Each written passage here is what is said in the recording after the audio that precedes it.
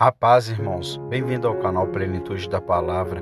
Aqui vocês vão encontrar vídeos que vão edificar a sua vida espiritual. Se inscreva no canal, deixe seu comentário e compartilhe o vídeo. Deus abençoe vocês. Enchendo nossa boca com argumentos. Ah, se eu soubesse onde encontrá-lo e pudesse me chegar ao seu tribunal, exporia ante ele a minha causa e encheria a minha boca de argumentos. Jó capítulo 23, versículo 3 e 4. Com isto, não quero dizer enchendo a boca com palavras, frases bonitas, expressões agradáveis e sim de argumentos, como os santos da antiguidade costumavam arrazoar na oração. Quando nos aproximamos da porta da misericórdia, argumentos convincentes são as batidas na argola que fazem com que a porta se abra. Por que os argumentos deveriam ser usados? Certamente não é porque Deus demore para dar, não é porque podemos mudar o propósito divino, nem porque Deus necessite ser informado acerca de quaisquer circunstâncias concernentes a nós ou sobre a bênção pedida. Os argumentos a serem usados são para o nosso próprio benefício, não o benefício dele. Deus exige que pleitamos com ele e apresentemos nossas razões fortes, como diz Isaías, pois isso mostrará que valorizamos a bênção. Quando um homem busca argumentos em favor de uma determinada coisa, é porque ele atribui importância àquilo que está procurando.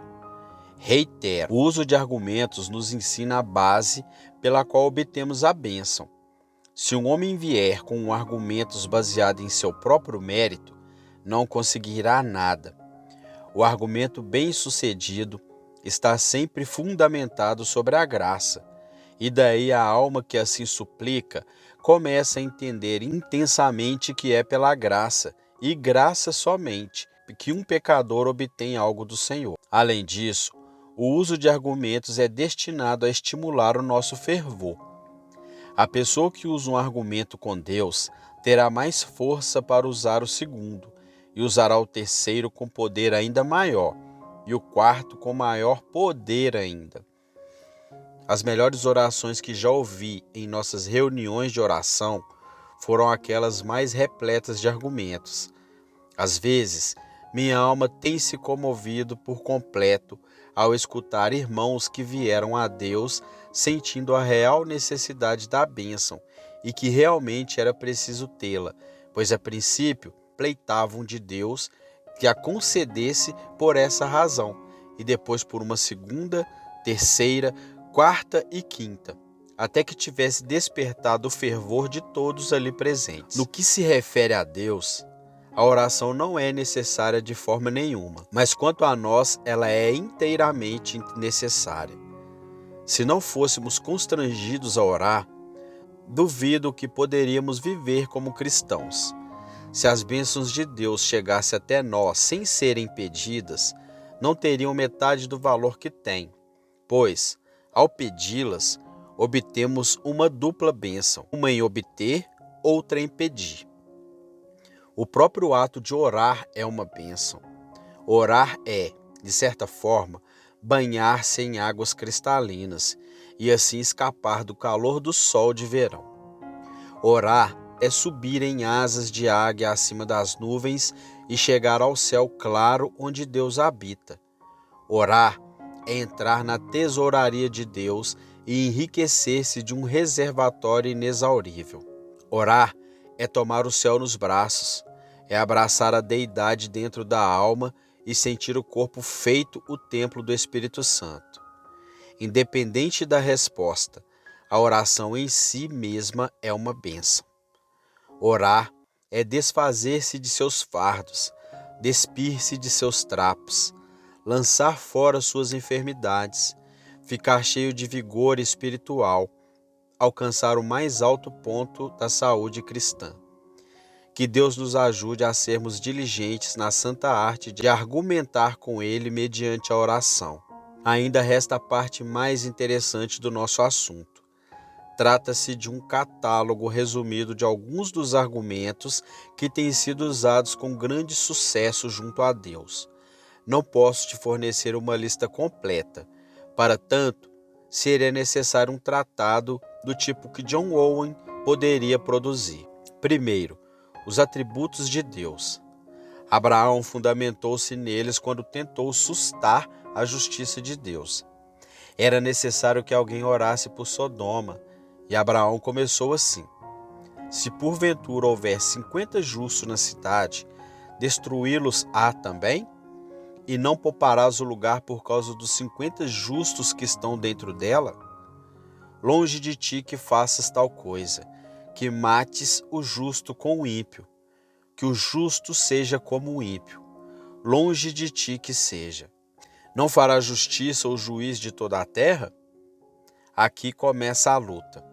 Com este poderoso argumento, o patriarca segurou a mão esquerda do Senhor e prendeu-a exatamente quando o raio estava prestes a cair. Mas, então, veio uma resposta. Foi comunicado a ele que isso não pouparia a cidade, e você se recorda como aquele bom homem, quando duramente pressionado, foi recuando pouco a pouco, e por último, quando não mais podia deter a justiça, agarrou a mão direita de Deus, a da misericórdia, e isso lhe deu grande segurança, quando suplicou para que a cidade fosse poupada, se nela houvesse pelo menos 10 justos. Assim sendo, eu e você podemos nos agarrar a qualquer instante à justiça, misericórdia, fidelidade, sabedoria, paciência e ternura de Deus. E descobriremos que todos os atributos do Altíssimo são, em certo sentido, um grande ariete com o qual poderemos abrir as portas do céu. Segundo, a promessa de Deus.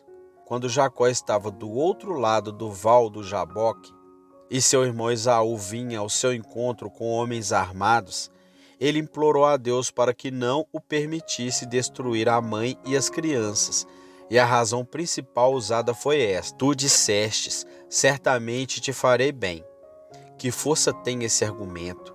Ele estava responsabilizando Deus pelo cumprimento de sua palavra. Tu disseste. O atributo serve como um ótimo chifre do altar para segurarmos, mas a promessa, a qual contém o atributo, é algo mais. É um chifre ainda mais forte. Tu dissestes. Lembramo-nos nós como Davi se expressou depois de Natan ter proferido a promessa. Davi disse no final de sua oração: faz como tu disseste. Este é um argumento legítimo para todo homem honesto usar. E tendo Deus falado, não o fará? Seja Deus verdadeiro e todo homem mentiroso. Não será ele verdadeiro? Não manterá ele a sua palavra? Porventura não permanecerá de pé e não será cumprida toda a palavra que sai de seus lábios? Salomão, quando da inauguração do templo, usou o mesmo argumento poderoso. Ele suplica a Deus para que se lembre da palavra que havia falado ao seu pai Davi e abençoe aquele lugar. Quando um homem emite uma nota promissória, sua honra está comprometida. Ele a assina com sua mão e deve pagá-lo ao chegar o dia do vencimento, senão ficará desacreditado. Jamais devemos dizer que Deus não paga suas contas. O crédito do Altíssimo nunca foi contestado e nunca o será. Ele é pontual, jamais está adiantado, mas também não se atrasa. Podemos procurar por todo o seu livro e compará-lo com a experiência do povo de Deus, e veremos que os dois estão em acordo do começo ao fim. Muitos dos antigos patriarcas disseram como Josué na sua velhice: nenhuma promessa falhou de todas as boas palavras que o Senhor falara à casa de Israel. Tudo se cumpriu. Josué, capítulo 21, versículo 45. Se há para você uma promessa divina, não precisa pedir o cumprimento dela como o se. Pode fazê-lo com toda a confiança. Se a bênção que deseja está prometida pela palavra empenhada de Deus, dificilmente haverá necessidade de acautelar-se quanto à insubmissão à sua vontade. Você conhece a vontade dele. Essa vontade está na promessa, fundamenta-se nela. Não dê descanso a ele até que a cumpra. Deus deseja cumpri-la. De outra forma, não a teria proferido. Ele não profere suas palavras apenas para silenciar o nosso barulho e nos manter esperançosos por alguns momentos, com a intenção de, afinal, fazer-nos desistir. Quando ele fala, é porque tem intenção de agir. Terceiro, o grande nome de Deus. Quão poderosamente Moisés argumentou com Deus, certa ocasião, fiando-se nesta base: o que farás pelo teu grande nome? Os egípcios dirão: porquanto o Senhor não podia pôr este povo na terra que lhes tinha jurado, por isso os matou no deserto. Há algumas ocasiões em que o nome de Deus está intimamente ligado à história do seu povo. Às vezes, um crente será obrigado a seguir um curso de ação, baseado numa promessa divina. Ora, se o Senhor não cumprisse sua promessa, não somente o crente estaria enganado, mas o mundo perverso olharia para ele dizendo: haha, onde está teu Deus? Tomemos, por exemplo, o caso do nosso respeitado irmão Sr. George Miller, de Bristol. Durante muitos anos, ele declarou que Deus ouve e atende às orações e, firme nessa convicção, construiu casa após casa para abrigar os órfãos. Posso imaginar, portanto, que se ele estivesse necessitando de meios para o sustento daquelas 1.000 ou 2.000 crianças, teria usado o seguinte argumento: o que farás pelo teu grande nome? E você, em meio a um problema angustiante, quando tiver se apossado firmemente da promessa, pode dizer: Senhor, tu disseste, em 6 angústias te livrarei, e na 7ª o mal não te tocará. Jó capítulo 5, versículo 19. Eu disse a meus amigos e vizinhos que tenho posto minha confiança em ti. E se tu não me libertares agora, onde estará teu nome? Levanta-te, ó Deus, e faz isso, para que a tua honra não seja lançada ao pó. Juntamente com isso, podemos empregar o argumento das duras coisas ditas pelos injuriadores. Ezequias, rei de Judá, fez muito bem quando pegou a carta de Rabsaqué e a expôs diante do Senhor. Isso o ajudaria? Ela está cheia de blasfêmias. Isso o ajudaria? Onde estão os deuses de Arpade e Serfavaim? Onde estão os deuses das cidades que destruiu? Não deixem que Ezequias vos engane, dizendo que Jeová vos libertará. Será que isso surtirá algum efeito? Claro que sim. Foi uma coisa abençoada o fato de Rabsaqué ter escrito essa carta, pois ela moveu o Senhor a ajudar seu povo. Às vezes, os filhos de Deus podem se regozijar quando veem seus inimigos dando vazão ao seu mau humor e dizendo injúrias. Agora podem dizer: injuriaram o próprio Senhor. Não atacaram somente nós, mas o próprio Altíssimo. Agora não é mais o pobre e insignificante Ezequias com seu pequeno grupo de soldados que vão lutar contra Rabsaqué, mas é Jeová, o Senhor dos anjos. O que vocês farão agora, orgulhosos soldados do altivo Senaqueribe? Porventura não serão completamente destruídos desde que Jeová entrou na luta? Todo o avanço feito pelo catolicismo romano, todas as coisas erradas ditas por ateus bisbilhoteiros e queijandos, deveriam ser usados pelos cristãos como argumento perante Deus para que ele faça prosperar o Evangelho. Senhor, veja como eles reprovam o Evangelho de Jesus. Tira a tua mão direita do teu seio. Ó Deus, eles te desafiam. O anticristo se lança no lugar onde teu filho foi uma vez honrado, e dos púlpitos onde o evangelho foi outrora pregado, o catolicismo romano é agora anunciado.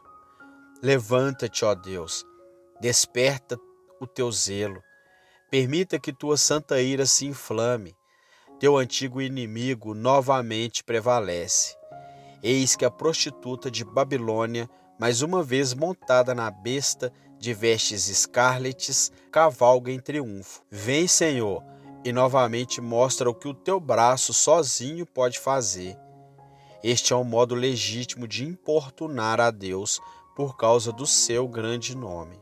Quarto, as tristezas do povo de Deus. Isto é frequentemente usado na Bíblia. Jeremias é o grande mestre nesta arte. Assim diz ele: os seus narizeus eram mais alvos do que a neve, eram mais brancos do que o leite, eram mais roxos de corpo do que os rubis, mais polidos do que a safira. Mas agora sua aparência é mais escura do que a fuligem. Lamentações capítulo 4, versículos 7 e 8. Os preciosos filhos de Sião, comparáveis a ouro puro, como são agora reputados por vasos de barro, obra das mãos do oleiro. Lamentações capítulo 4, versículo 2. Ele fala de todas as suas tristezas e apertos por que passou durante o cerco.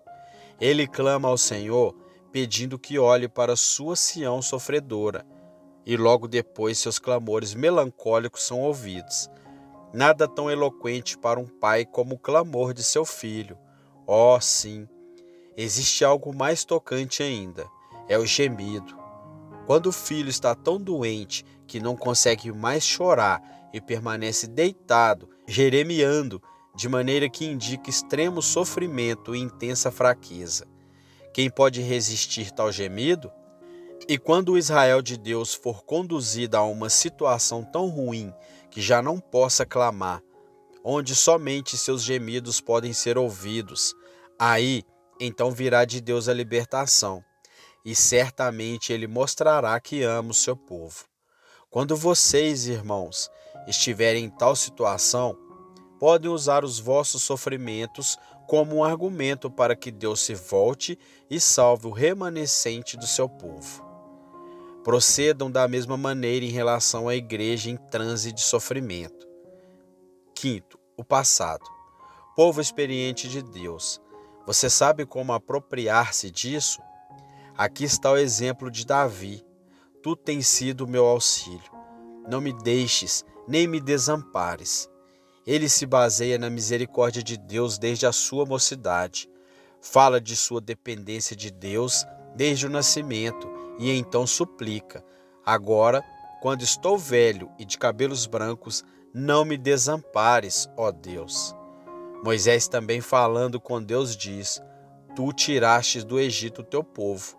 É como se ele dissesse: não deixes o teu trabalho incompleto, começastes a construir, complete-o. Tu travaste a primeira batalha, Senhor. Termine a campanha. Prossiga até conseguir a vitória completa.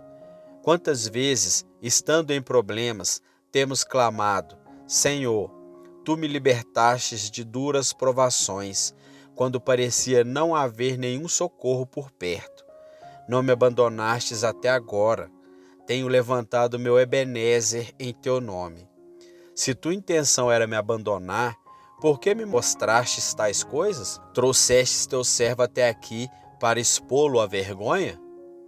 Temos de tratar com um Deus imutável, que fará no futuro o que tem feito no passado, pois nunca muda de propósito e o seu desígnio não pode ser frustrado. Assim sendo, o passado torna-se um poderoso meio de conseguir bênçãos de Deus. Podemos até mesmo usar nossa própria indignidade como argumento com Deus. Do comedor saiu comida, e a doçura saiu do forte. Davi, em determinado lugar, argumenta da seguinte forma: Senhor, perdoa a minha iniquidade, pois é grande. Esse é um modo especial de raciocinar, mas sendo interpretado, significa: Senhor, por que farias coisas pequenas? Tu és um grande Deus, e eis aqui um grande pecador. Eis uma oportunidade em mim para demonstrar a tua graça. A enormidade do meu pecado faz de mim um palco para manifestar a grandeza da tua misericórdia. Permite que a grandeza do teu amor seja vista em mim. Moisés parece estar pensando dessa mesma maneira quando pede a Deus que mostre seu grande poder em poupar seu povo pecaminoso. Realmente, o poder com que Deus se restringe é grande. Existe alguma coisa como rastejar aos pés do trono, fazer uma reverência e clamar: ó Deus, não me quebres, pois sou uma cana esmagada. Não pises sobre minha pequena vida, a qual não passa de pavio que fumega. Tu me caçarás? Sairás, como disse Davi, atrás de um cachorro morto ou de uma pulga? Perseguir-me-á como uma folha soprada pela tempestade? Olhar-me-ás, como disse Jó, como se fosse um vasto mar ou uma grande baleia? Sou tão pequeno, e desde que a grandeza da tua misericórdia pode ser mostrada em alguém tão insignificante, tão vil, ó Deus, então tenha misericórdia de mim. Houve uma vez em que a própria deidade de Jeová serviu de base para um clamor triunfante do profeta Elias. Podemos imaginar a excitação mental dele naquela augusta ocasião, quando mandou seus adversários verem se seus deuses poderiam lhe responder através do fogo. Com que duro sarcasmo ele disse: clamai em altas vozes, porque ele é um Deus. Pode ser que esteja falando, ou que tenha alguma coisa que fazer, ou que intente alguma viagem. Talvez esteja dormindo e necessite de que o acordem. E enquanto eles se cortavam com facas e saltavam sobre o altar, veja o escárnio com que aquele homem de Deus deve ter olhado para tais esforços impotentes e seus gritos extremos e inúteis. Mas pense como seu coração teria palpitado se não fosse a força da sua fé, quando reparou o altar de Deus que estava quebrado, pôs a lenha em ordem e matou o novilho. Ouça-o exclamar: derramem água sobre ele. Não quero que pensem que eu esteja escondendo o fogo. Derramem água sobre a vítima. Quando o fizeram, ele lhes ordenou: fazei-o a segunda vez. E o fizeram segunda vez. Disse ainda: fazei-o terceira vez. Quando o altar estava completamente coberto de água, embebido e saturado, ele se levanta e clama a Deus: ó Senhor, manifesta-se hoje que tu és Deus. Aqui tudo foi posto à prova. A própria existência de Jeová foi aqui posta, de certo modo, em jogo diante dos olhos dos homens por este ousado profeta. E como ele foi ouvido, o fogo desceu e consumiu não somente o sacrifício, mas também a lenha, as pedras e mesmo a própria água que havia nas valas, pois o Senhor Jeová responderá à oração do seu servo. Nós podemos também, em certas ocasiões, fazer o mesmo e dizer a ele: ó, por tua deidade, por tua existência, se verdadeiramente tu és Deus, mostra-te agora para socorro do teu povo. Sexto, o sofrimento, morte, mérito e intercessão de Cristo Jesus. Receio que não estamos compreendendo o que está à nossa disposição quando somos permitidos a suplicar a Deus baseado nos méritos de Cristo. Deparei-me com esse pensamento um dia desses.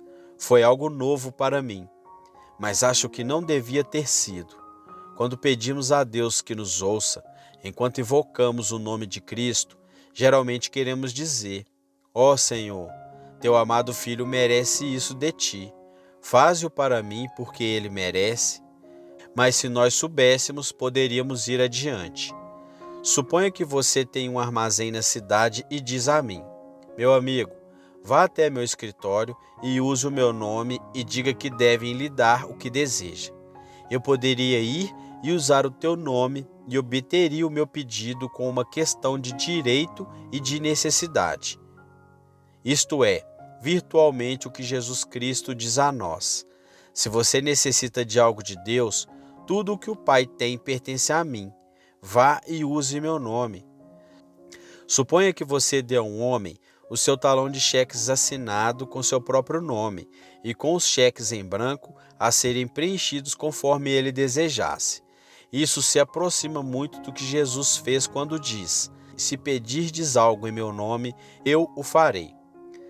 Se eu tivesse um bom nome assinando um cheque, estou certo que ele seria trocado por dinheiro ou apresentá-lo ao banco. Semelhantemente, quando você tem o nome de Cristo, a quem a própria justiça de Deus é devedora e cujos méritos fazem reivindicações diante do Altíssimo, não há necessidade de falar com medo, temor ou com fôlego suspenso. Não fique indeciso e não deixe que a fé vacile. Quando você pleiteia no nome de Cristo, está usando algo que balança as portas do inferno e a qual os exércitos do céu obedecem. Até o próprio Deus sente o poder sagrado desse clamor divino.